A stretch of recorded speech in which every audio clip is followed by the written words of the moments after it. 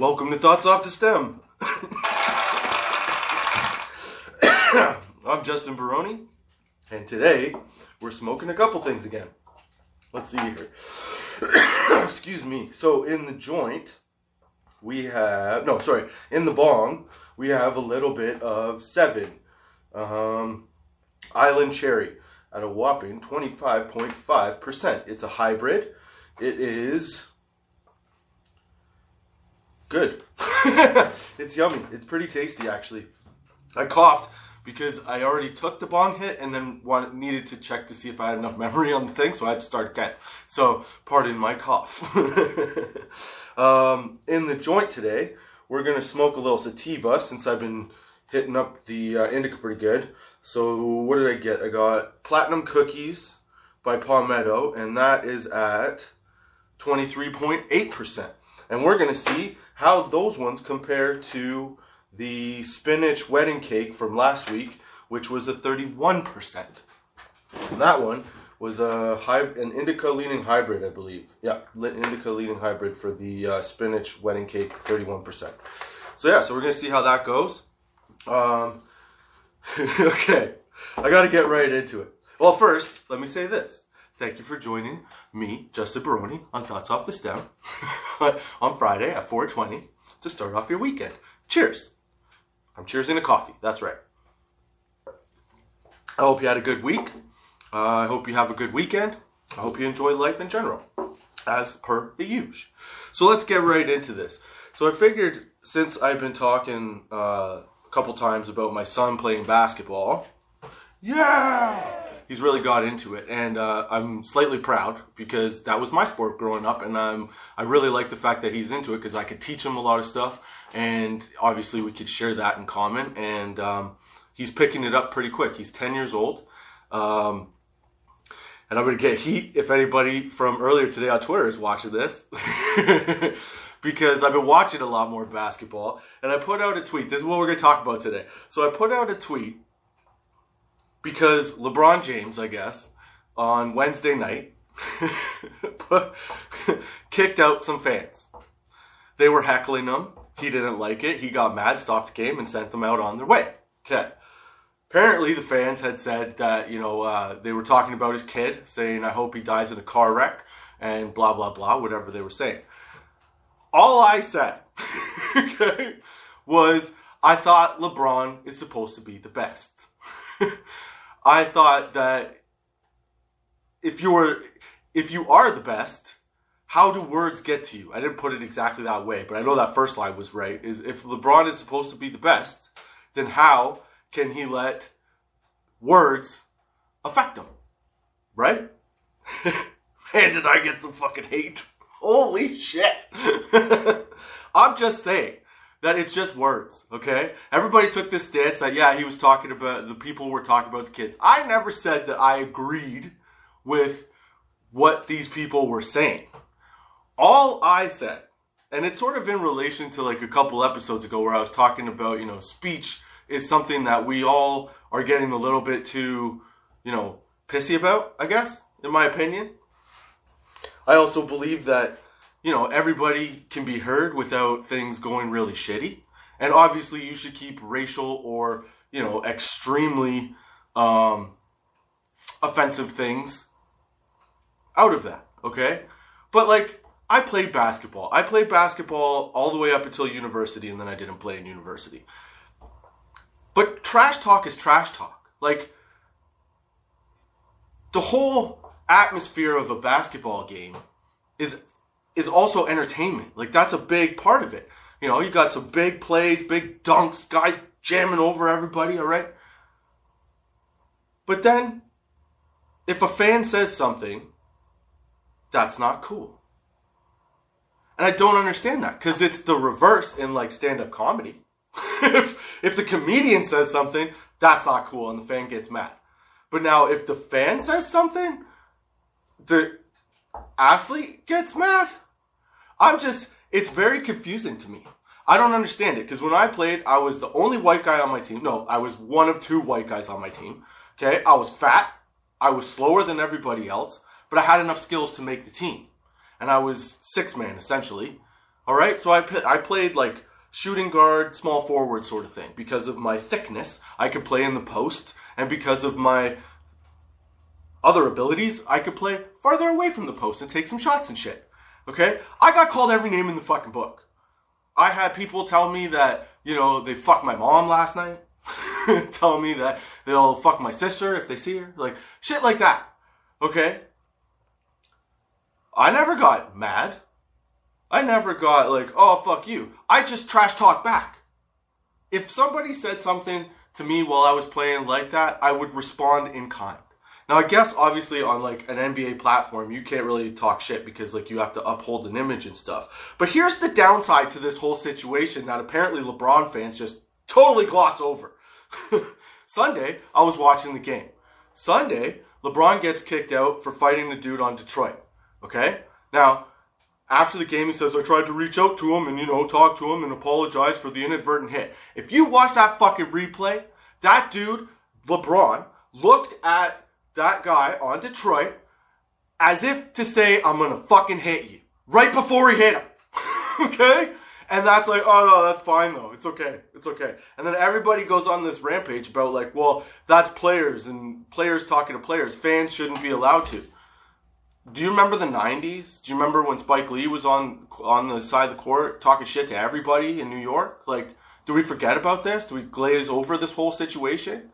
And besides that, it's just fucking words. The whole point of trash talking, okay, is to sit down and try and fucking distract your opponent as much as possible. Now, LeBron James has some of the best fucking skills in the game, okay? He's a big dude. He uses his physicality to win games. That's what he does, all right? So how do you fight, or how do you get to a guy like that? His fucking head, baby. That's how you get to him. You say some outlandish shit to try and throw him off his game. Were the comments that these people said in bad taste? Yeah, for sure. But it's just words. Nobody's going out and doing it. Nobody's going to go, you know, fuck shit up. Okay? They were just trying to throw him off his game because it was overtime and they wanted their team to win. I don't see the fucking problem with that. Everybody says, well, keep your family out of it. Man, if you're trying to play, like, okay, you ever watch Dennis Rodman play? You think he didn't say some fucked up shit to people? Like, yeah, I don't understand. Well, you're there to watch them. Sure. Like, don't abuse the guy. But if you say, like, one or two things, ain't coming from a guy that punched another dude 2 days ago. Like, come on, man. Do we not see what the fuck is going on here? I don't know. It's a weird double standard, I think. I'm going to take heat for this, too, I'm sure. I don't know, people that know me, I don't like when people get offended. I don't like when people are put on the spot and things like that. But, like, you're at a sporting event. Your fucking job is a game. Like, yeah, fans are dumb sometimes. But, like, they're fans. They can't do what you do. So they don't understand what it takes. So to take a little bit of heckling, man, fuck, relax. Like, my son, okay, when he's playing ball, he's 10, and he's playing with a lot of guys that are bigger than him, that have played for a lot longer, have better skills, stuff like that. He started to learn what his skill set is, right? And we've got to the point where I've started to sort of teach him that you got to play a bit of a mental game as well. And I'm sorry to inform you of this, but the mental game is also whatever it takes to throw that other guy off his game. So if that's how you view it and you don't really understand the dynamic, you're going to say some dumb shit as a fan. But as a professional athlete who's fucking paid to play a game for a living, you shouldn't take that shit that seriously. There's no, like, if there was a immediate physical threat, I understand. I 100% understand. But talking some stupid shit, it's trash talk. Trash is in the fucking word. It's in the phrase, man. You're supposed to say some garbage shit to throw your opponent off the game. That's what I'm saying. I had to do that. I was a smaller guy. I used to try and say it. I would say whatever I fucking could to get in a guy's head. because I knew that they either had a height advantage on me, maybe they had a skill advantage, maybe I noticed that if they got pissed off and the angrier they got, that threw them a little bit off their game. That's what I would do. It's just fucking words. It's all I'm saying. Is like, you could say words hurt, okay, but like, why do the words hurt? Do the words hurt because you're too attached to whatever the words are pointing to? Or are you just at the point where you're like, fuck it, I just have different rules? Because I think, after watching the thing on Sunday, if they suspended the dude that got hit in the face, because I'd be probably as mad if I got elbowed in the face to the point where all of a sudden I just started like leaking blood. I'd probably go after him too. Maybe not for as long, okay? But I would definitely try to get at him. It's sports, man. It's aggressive. It's physical. It's all over the map. Like, you ride through a lot of different emotions, and you're basically doing battle. So, for a word to get in your head, for a phrase or something said to get in your head, it's a little bit silly as a professional that you could let it affect you to the point where they need to be kicked out. I can understand if they were screaming some racial stuff, things like that. Sure, kick them out. But like, they're just saying shit. There's stupid people saying some shit. And I think LeBron probably should have got fucking suspended for 2 games for punching that guy. I know he said it was inadvertent, but if you watch that replay and you watch that video, he looked at that guy. He was clearly mad in the face for a second. And then right after that mad face, he hit the guy. Like, it's slow motion. You see it.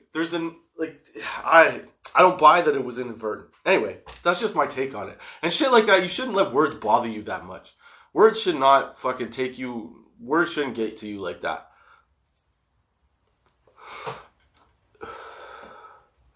Yeah, I don't know. That's what I think. Well, I ranted that one out. Holy shit. But yeah, I totally started a Twitter storm. It's been going on for, I don't know, forever. I just had to let it go. I can only explain my point so much. It's not the fact that, Michael Jordan or LeBron or who's better. That was not my point. My point was, there's an irony in a situation where an athlete who plays as physically as LeBron James does and complains about somebody saying something that really can't hurt you. It can't hurt you. Like, if it were a legitimate threat, there's protocols in place for those people to be talked to, and it's figured out. You know what I'm saying? Like, so, I don't know. I just think that it's kind of hypocritical to punch a guy in the face on one day. And I'm not even like a Detroit fan. I'm just a basketball fan. And watching that, I think he punched him or hit him or elbowed him or whatever he did. I think he did it in a second of like, I'm pissed off. And you've seen him like around the league, like kind of take his size and play it, like push it on dudes sometimes. So he wants to play physical. He wants to play his game, but then he doesn't want anybody else to play sort of their game. I don't know. It's kind of surprising to me, but it also sort of shows the fucking state of where we're at. We even have, we have all these places. And like, don't get me wrong. I've seen games where Michael Jordan has totally, started acting like that. And like, I've never seen him kick anybody out of a game for talking shit to him. But I've seen him like, complaining and whining about fouls and like things like that. And like, and maybe he did. I don't know. I never saw it. And if I saw it, I'd probably say the same thing. Like, you can't let fucking words hurt you, especially to a guy like Michael Jordan. If words are going to hurt you, dude, your whole premise is mental fortitude and mental toughness. Like, if that's the biggest part of mental toughness, and like, is the ability to, I don't know why I keep moving my hand like that, but the ability to actually rise above shit that's said to you. You know what I mean? So, I don't know. It seems kind of hypocritical to me. There's a little bit of irony to the whole situation. And it kind of made me laugh. And now everybody hates me. Oh, well. That's what I get for having an opinion, I guess. But to be honest, like, people came at me too, saying like, well, what if somebody said that about your kids? I would know that playing a sport, because I've been, maybe not on the NBA level, but I've been in a situation similar to that where fans have said shit that I don't agree with. But I know they're trying to get in my head, man. I know that that's what they're trying to do. They're trying to get in and fuck with your confidence and fuck with your focus. So, you know, I don't have a lot of empathy for either sides, really. Like, you got kicked out because you said some dumb shit, for sure. You probably shouldn't have said that. But ultimately, it's just trash talk. So, you know, both sides are being a little bit stupid, I think. But, you know, everybody's got their opinion. You're entitled to it. I'll listen to it. I did. I listened to it all fucking day the other day. You know? And I just stated my side. I didn't call anybody names. I didn't, you know, try to say anybody was dumb or any of that shit. I listened to what they had to say. And if you weren't, you know, if you were coming back with an incorrect version of what my actual point was, I would just correct that side of things. I would correct my point. You know, you're allowed to believe what you want, but that's what it is. I'm also allowed to believe what I want. And I will stick to my point unless you can convince me otherwise. And nobody really convinced me otherwise, because all they started to do was fucking talk about if I was in that situation. Like, there was no like, oh, well, this is what happened. A couple guys actually did catch me with like, okay, well, you know, that doesn't mean this and that. Like, I agreed with them. I don't remember what their points were, but I remember agreeing with them. And like, nobody said shit about that. I liked the discussion. I wasn't trying to troll anybody. I just thought that it was fucking funny that this dude that's supposed to be the greatest let a few words get to him in an overtime game. Yes, he won. I'm not debating his greatness. I'm not debating his ability to close out a game. I'm just saying it's funny to me that, you know, you go from punching somebody on Sunday to kicking people out for talking on a Wednesday. That's all. That's all I gotta say about that. So I'll teach my son to play basketball, and I'll teach him to play like physical. I'll also teach him how to play the mental game.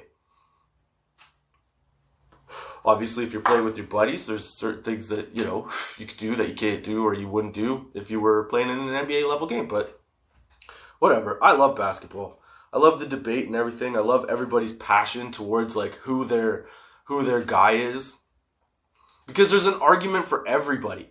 You know what I'm saying? Maybe not everybody.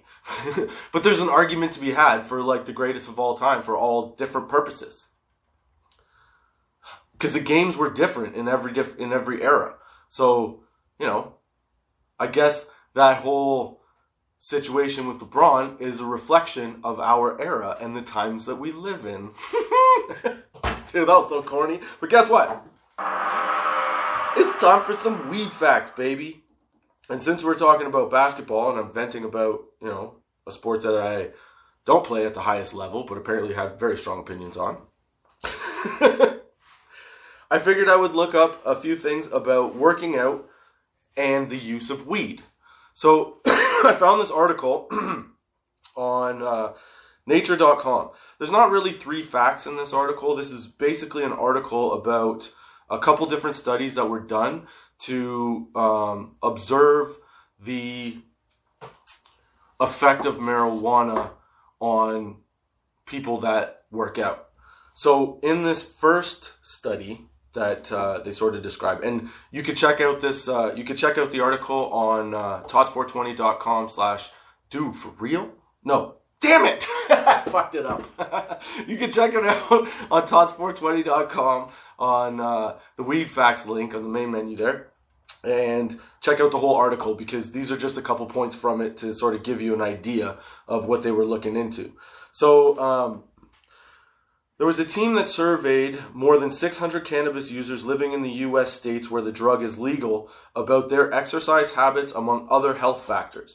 4 out of 5 respondents said that they use marijuana right before or after exercising, and those users spent more minutes per week exercising than users who didn't mix the two. They were shocked, said the leader of the study. They thought that it would be the opposite, where if you smoked weed, you were less likely to work out. So they're finding actually, or they found, and again, read the article because it's really good, but they found that if you smoked weed and worked out, you were more likely to work out more frequently on a regular basis and have it like become a regular routine as to somebody who just tried to work out. I I thought that was pretty cool. There's a lot of different reasons for it. Again, it's all in this article, but basically what they say is that the endorphins that are released when you're working out and the interaction it has with the cannabinoid system and the delivery of, these good feelings, good vibes and stuff is what sort of helps you relate working out to fun, as opposed to not having it in your system, and the next thing you know, you hate working out because it's painful and all this stuff. The other thing that they found was that it can, in some cases, you can overdo it and you can underdo it, but you have to figure it out by taking small doses at a time and keep going. But it can have a helpful effect on recovery in terms of inflammation and things like that. So that was what they sort of found out in that first survey. There was another survey done. Again, check it all out in here. I didn't put the whole, obviously, article in, but I put these two main facts in because I thought they were pretty cool. So there was another survey done of 126 people. It uncovered cannabis use. It covered cannabis use before all sorts of physical activities. 55 activities in total, ranging from archery to water skiing. And aside from the sheer enjoyment, people in the Humboldt survey, which is this one, guess I cut that off, reported numerous other benefits of combining cannabis with exercise. They thought that cannabis increased their focus, concentration, and gave them a better mind-body connection or awareness. That's something that obviously, like, elite athletes, they find that zone. They're in the zone. They find that nice, smooth spot.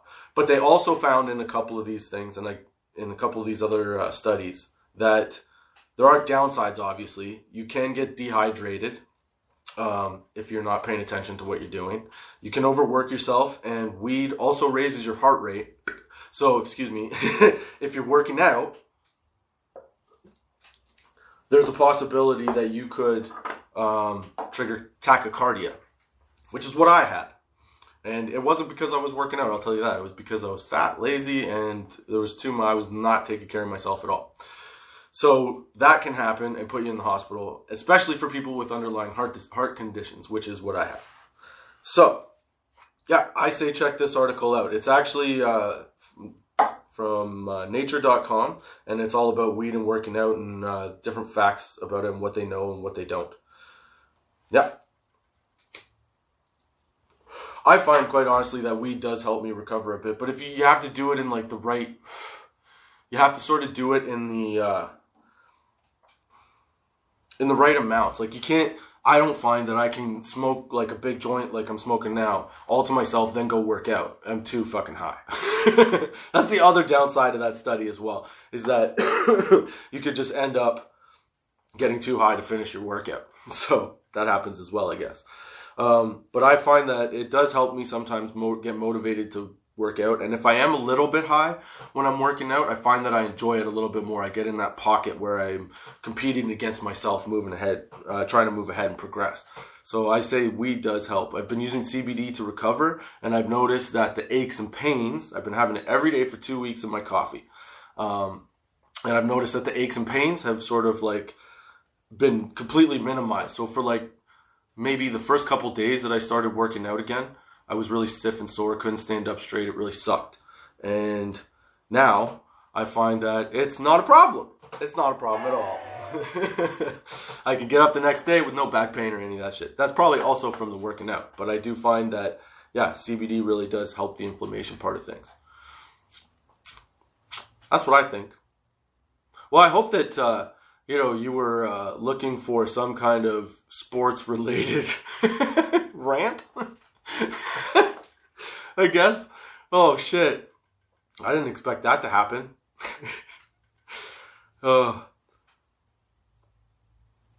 Apparently I have, like, real strong feelings about this whole LeBron situation. Really doesn't bother me that much. I just think that it's, like I said before, I just think it's funny that we're taking all this language so seriously when, there's much bigger problems in the world than people saying some dumb shit. Yeah.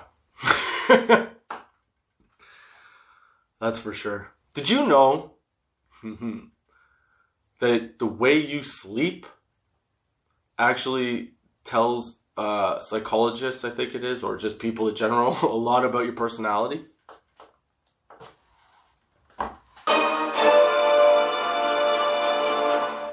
Dude, for real. Yeah. So apparently, where is it here? Oh, I didn't put it in here. But yeah, apparently the way you sleep was on one of the other things. So this is the Do For Real facts. And this one you can find on tots420.com in the menu under Dude For Real. Man, I'm so dumb. But yeah, so apparently the way you sleep tells you a lot about your personality. So if you sleep in the fetal position, you're super sensitive. I'm a fetal baby. I'm apparently super sensitive. Yep. Overcompensating. That whole deal. I guess so. I don't know. Okay. Did you also know that some jellyfish are supposedly, apparently, immortal? These Do For Real facts are from yahoo.com. Lifestyle, 50 weird facts of everything. So yeah, some jellyfish are immortal, apparently. So they're fascinating creatures. They come in a range of shapes, sizes, and colors, and are able to deliver a powerful sting. Patow! But perhaps the most amazing aspect of these animals is surely the fact that one type, the Turritopsis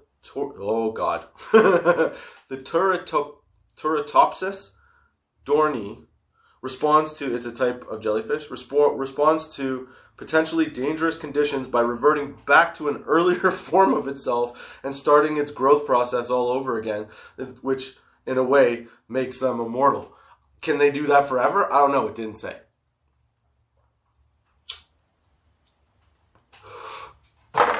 But that'd be pretty cool to just like, you know, like how things are going. So just like freak yourself out enough that that you can revert back to baby and then try again. Oh, don't try to talk, laugh, and exhale at the same time. Dude, that'd be hilarious. Anytime shit gets hard, you just go right back down, start all over. Do you like cookies? I like cookies. You know what else is kind of cool? Cookie Monster. Did you know Cookie Monster is actually Cookie Monster's nickname? Why I look these things up, I don't fucking know. Probably because my daughter was making fucking chocolate chip cookies the other day. But now you know these things. Aren't you glad? Oh my god. Cookie Monster's real name is Sid. That's all. That's all I wanted to tell you. And then, okay, there's one thing. And this one, I don't know how many Star Trek fans know this. But know this. The sound of the doors opening and closing on Star Trek is a flushing toilet. That's right. Remember, this is again from yahoo.com, lifestyle / 50 weird facts about everything. I added the about, it just says / everything. But yeah, so the sound of the doors on Star Trek opening and closing is a toilet flushing. And Michael Coleman of Soundworks collection videos filled wire in on some of the techniques used to capture noises for the series by sound designers, including the flushing toilet recording used for the doors. And this is what he had to say. You don't just go to a library and pull up an Enterprise door sound, Coleman noted. Someone has to create it. Creating an environment for these kinds of questions is really what this series is about. So that to me was like a little bit of deflection. Like they didn't want people to really find out that they used a toilet for the door sound. I know, it's a stupid fact, but now you know it. And you can check that out on tots420.com and go to the menu and hit Do For Real Facts, and you can check those out. There's a lot more on there too. I'll put them up. Yeah, those are my thoughts for this week. those are my thoughts off the stem for this week. I hope you enjoyed the sesh. I hope you don't hate me after I told you my views on the LeBron situation. I'm an open-minded person. I'm just saying. Sort of my takeaway. Yeah. I hope you enjoyed the sesh. I hope you have a good week. I hope you enjoy the weekend. I hope you come back next week with me, Justin Barone, on Thoughts Off the Stem at 4:20 p.m. on Anchor, Spotify, Google Podcasts, Apple Podcasts, iTunes, YouTube, Good Pods. Wherever you get a podcast, it's out there. And don't forget to check out tots420.com. Check out the menu for all kinds of wicked stuff, like our affiliates from I Sell Glass that sell glass accessories for the connoisseur. You can check out tots420.com, get your t-shirts, get your hats. There's some new designs on there that I haven't got yet, but they're coming. They're out on the site, though. Yeah. Check out everything we got going on there. And I hope to see you next week. Until next time, keep your lids low, baby.